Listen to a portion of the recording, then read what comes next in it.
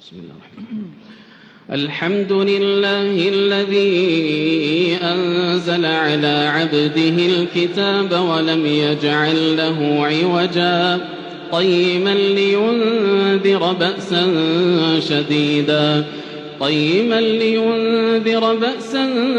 شديدا من لدنه ويبشر المؤمنين الذين يعملون الصالحات أن لهم أجرا حسنا ماكثين فيه أبدا وينذر الذين قالوا اتخذ الله ولدا ما لهم به من علم ولا لآبائهم كبرت كلمة تخرج من أفواههم إن يقولون إلا كذبا فلعلك باخع نفسك على آثارهم إن لم يؤمنوا بهذا الحديث أسفا إنا جعلنا ما على الأرض زينة لها لنبلوهم أيهم أحسن عملا وإنا لجاعلون ما عليها صعيدا جرزا أم حسبت أن أصحاب الكهف والرقيم كانوا من آياتنا عجبا إذ أوى الفتية إلى الكهف فقالوا ربنا آتنا من لدنك رحمة وهيئ لنا من أمرنا رشدا فضربنا على آذانهم في الكهف سنين عددا ثم بعثناهم لنعلم أي الحزبين أحصى لما لبثوا أمدا نحن نقص عليك نبأهم بالحق إنهم فتية آمنوا بربهم وزدناهم هدى وربطنا على قلوبهم إذ قاموا فقالوا ربنا رب السماوات والأرض لن ندعو من دونه إلها لقد قلنا إذا شططا هؤلاء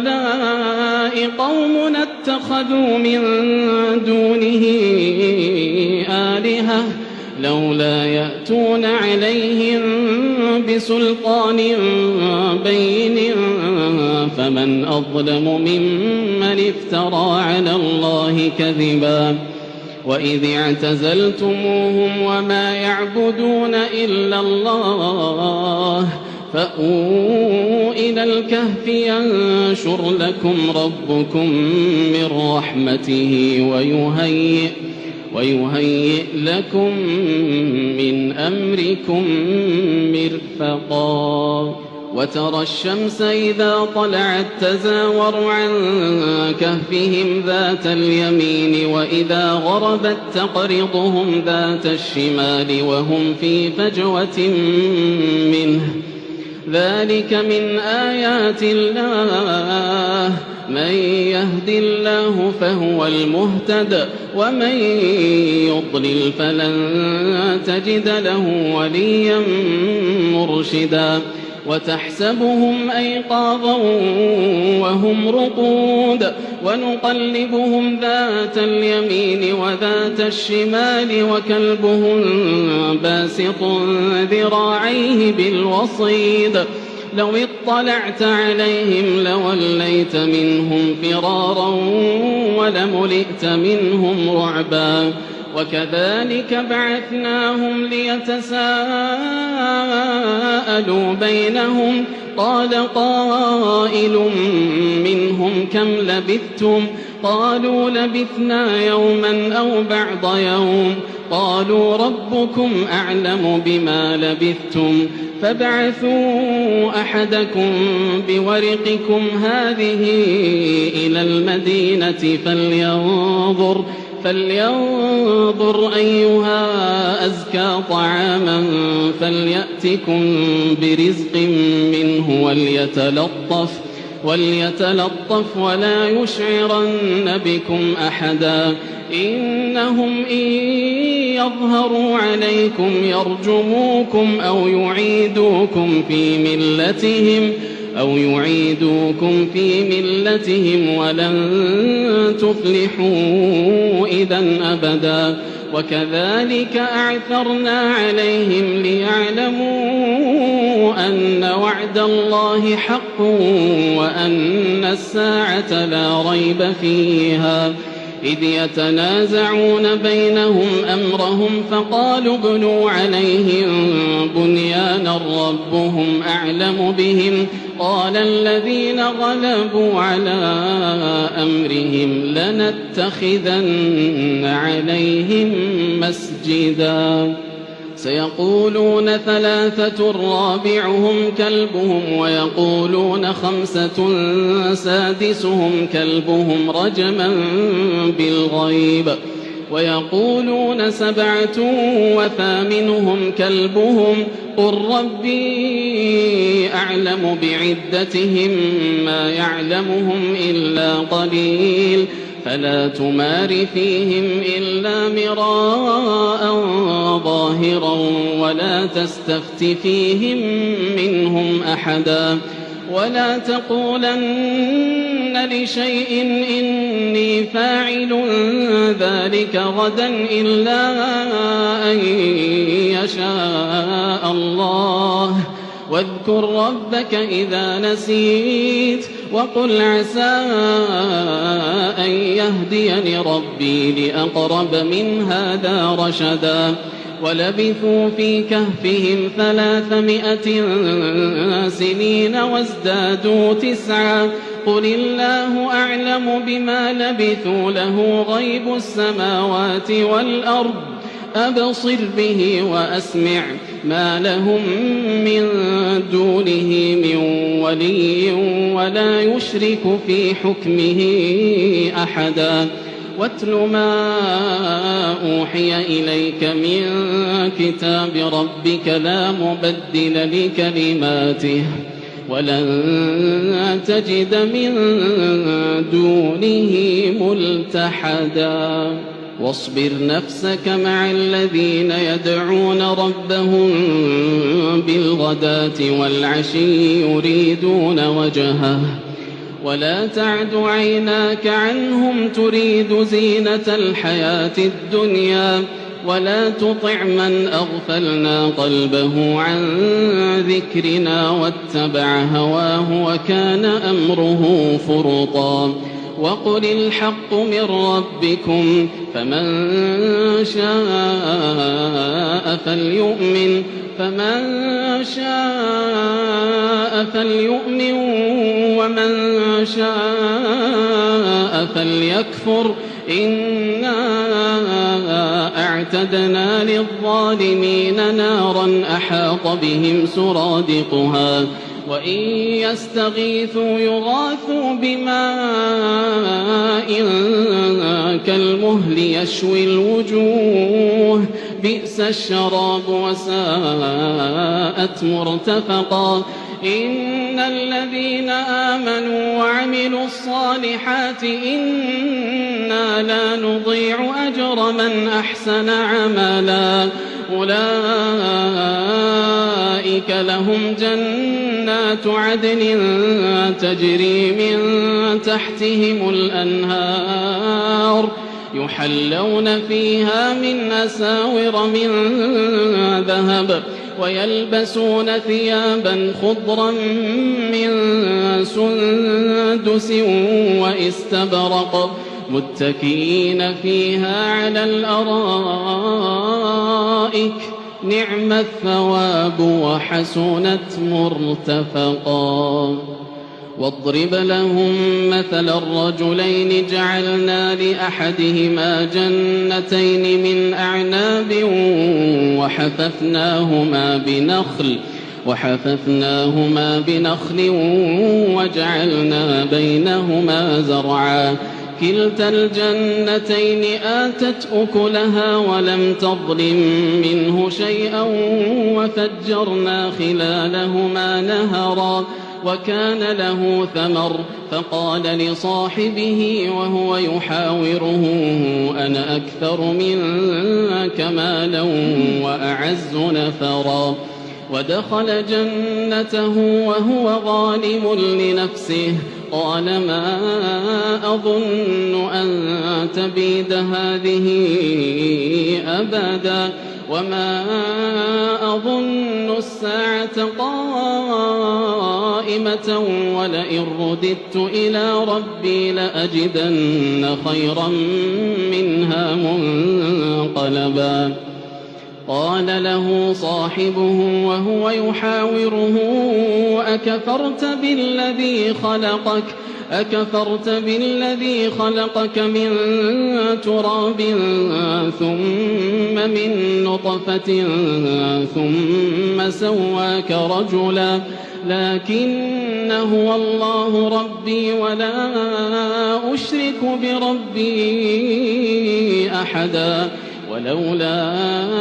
إذ دخلت جنتك قلت ما شاء الله لا قوة إلا بالله إن ترني أنا أقل منك مالا وولدا فعسى ربي أن يؤتيني خيرا من جنتك ويرسل عليها حسبانا من السماء فتصبح صعيدا زلقا أو يصبح ماؤها غورا فلن تستطيع له طلبا وأحيط بثمره فأصبح يقلب كفيه على ما أنفق فيها وهي خاوية على عروشها ويقول يا ليتني لم أشرك بربي أحدا ولم تكن له فئة ينصرونه من دون الله وما كان منتصرا هنالك الولاية لله الحق هو خير ثوابا وخير عقبا واضرب لهم مثل الحياة الدنيا كماء إن أنزلناه من السماء فاختلط به نبات الأرض فأصبح هشيما تذروه الرياح وكان الله على كل شيء مقتدرا المال والبنون زينة الحياة الدنيا والباقيات الصالحات خير عند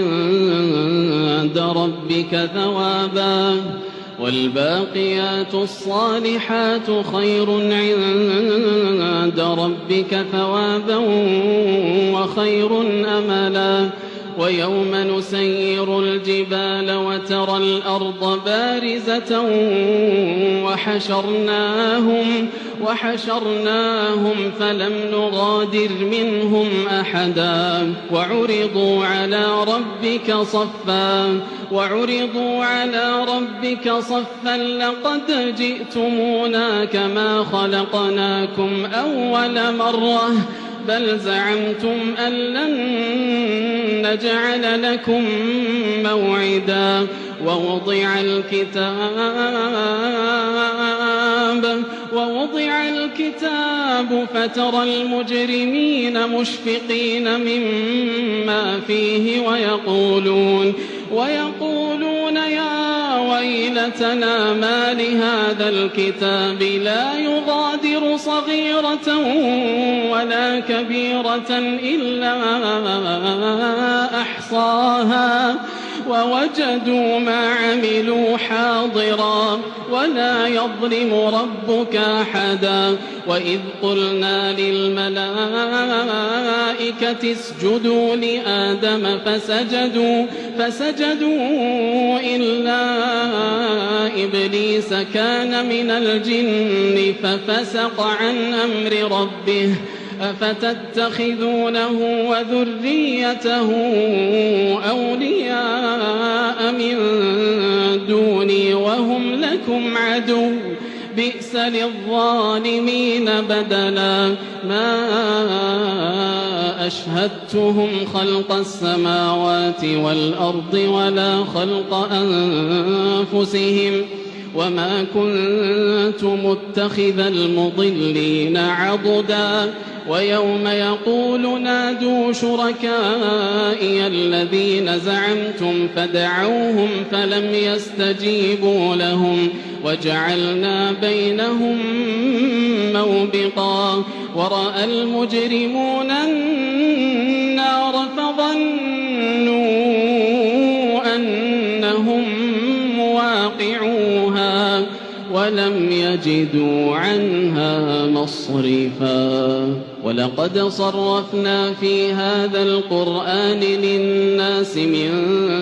كل مثل وكان الإنسان أكثر شيء جدلا وما منع الناس أن يؤمنوا إذ جاءهم الهدى ويستغفروا ربهم إلا أن تأتيهم سنة الأولين أو يأتيهم العذاب قبلا وما نرسل المرسلين إلا مبشرين ومنذرين ويجادل الذين كفروا بالباطل ليدحضوا به الحق واتخذوا آياتي وما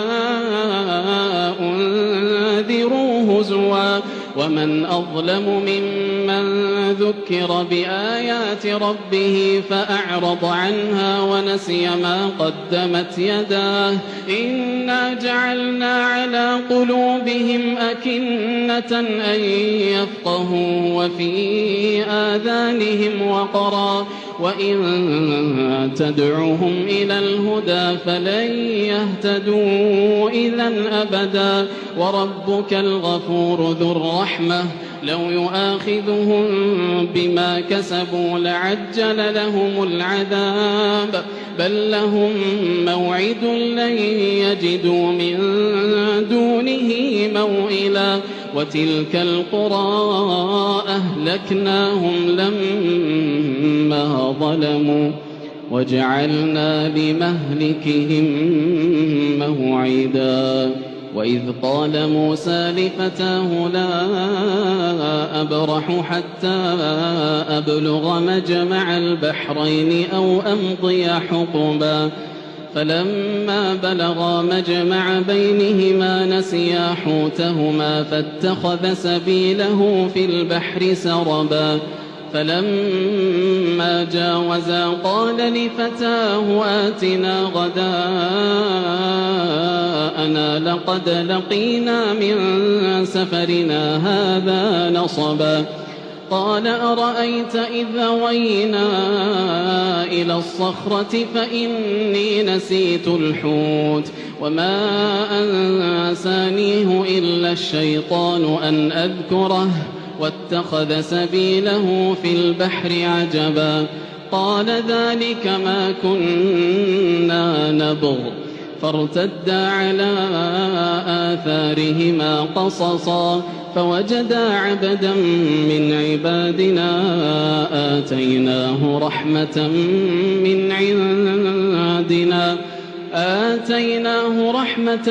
من عندنا وعلمناه من لدنا علما قال له موسى هل أتبعك على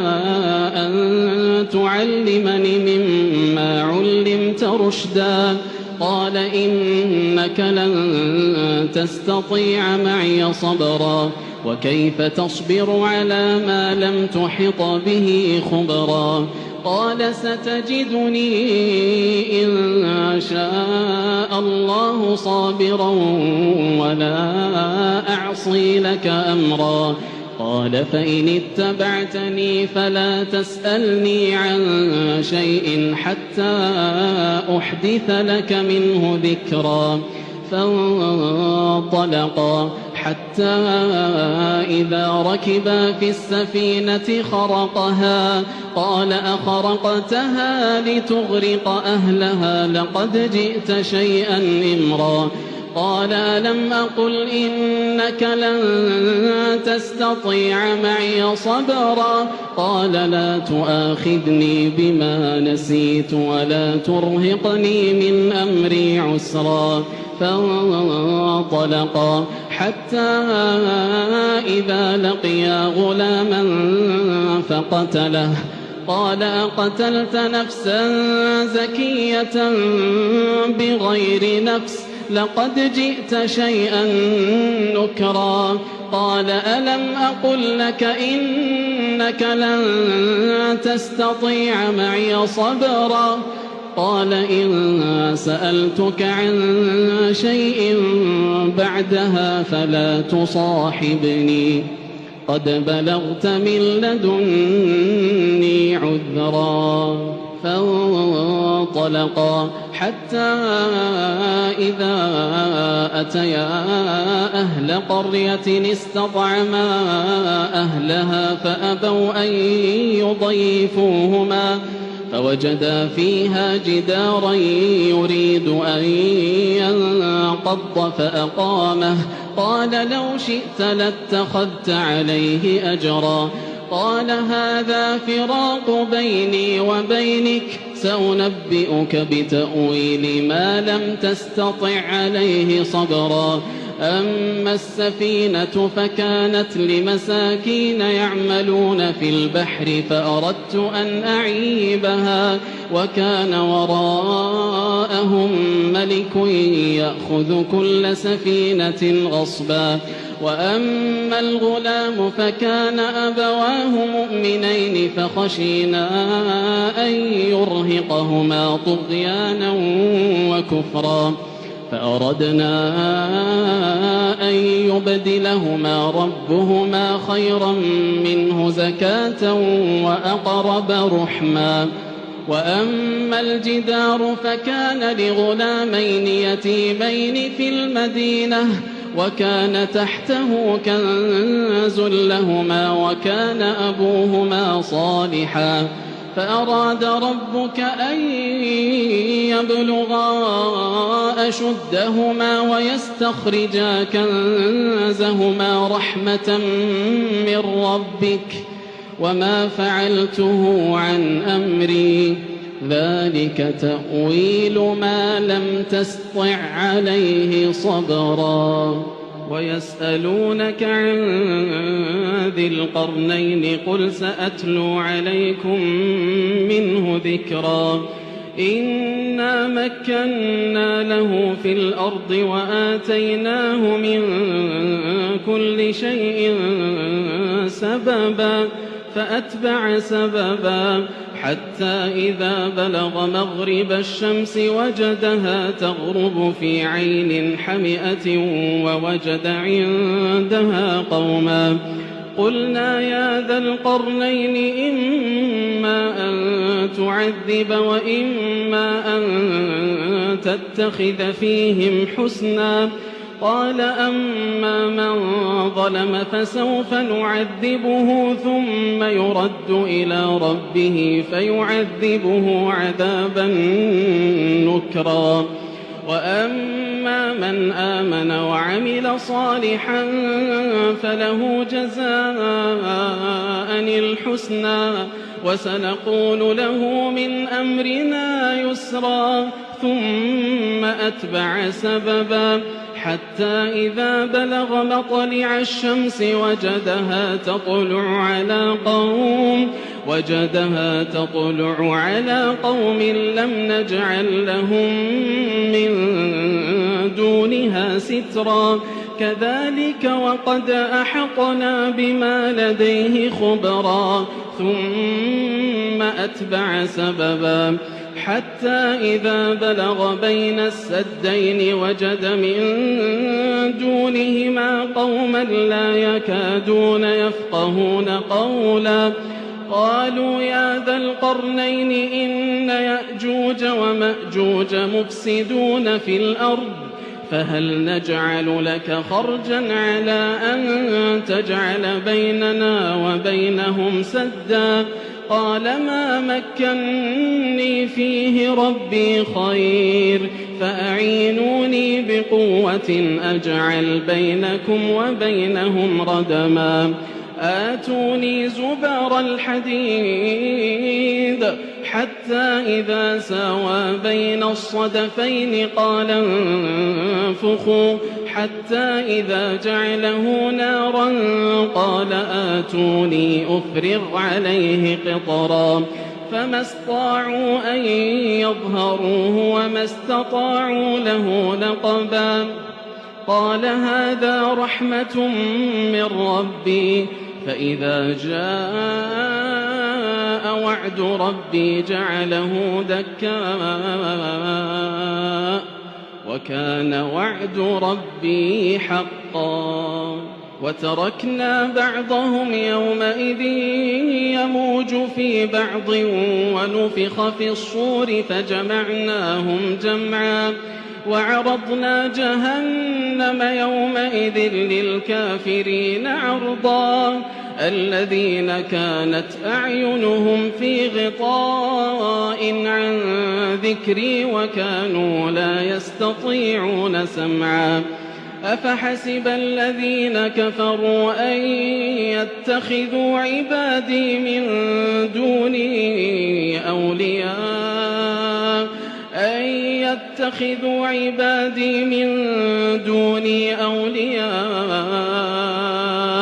إنا أعتدنا جهنم للكافرين نزلا قل هل ننبئكم بالأخسرين أعمالا الذين ضل سعيهم في الحياة الدنيا وهم يحسبون أنهم يحسنون صنعا أولئك الذين كفروا بآيات ربهم ولقائه فحبطت أعمالهم فلا نقيم لهم يوم القيامة وزنا ذلك جزاؤهم جهنم بما كفروا واتخذوا آياتي ورسلي هزوا إن الذين آمنوا وعملوا الصالحات كانت لهم جنات الفردوس نزلا خالدين فيها لا يبغون عنها حولا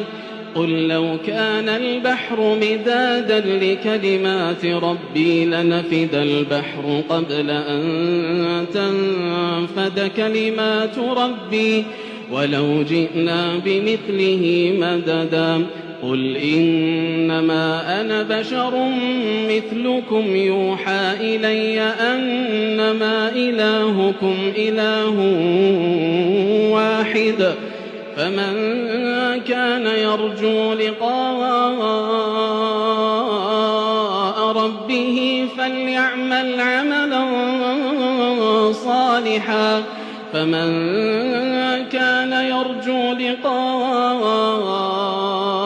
ربه فليعمل عملا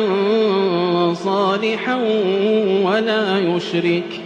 ولا يشرك بعبادة ربه أحدا.